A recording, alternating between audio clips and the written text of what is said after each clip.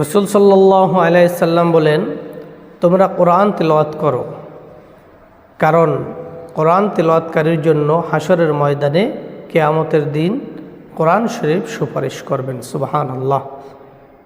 এই জন্য কোরআনকে পড়ব তো আগে শিখতে হবে।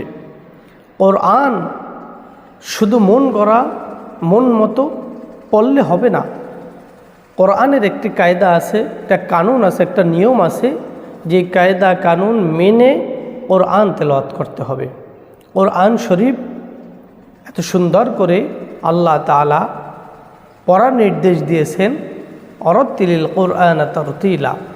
এই জন্য যে ব্যক্তি তারতিলের সাথে শুদ্ধ শুদ্ধভাবে কোরআন তেলাওয়াত করবে, আল্লাহ রব্বুল আলামিন ওই পাঠকারীদের জন্যই সুসংবাদ দিয়েছেন যে কোরআন পাঠকারীর জন্য কোরআন নিজে সুপারিশ করবে, আল্লাহ আমাকে পাঠ করেছে, পড়েছে, তুমি তাকে মাফ করে দাও।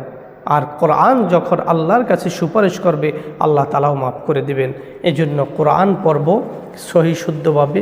কোরআন যারা জানি না, যারা বুঝি না, তারা শিখব, জানব, বুঝব, আমল করব। আল্লাহ তাআলা আমাদের সে তৌফিক দান করুন।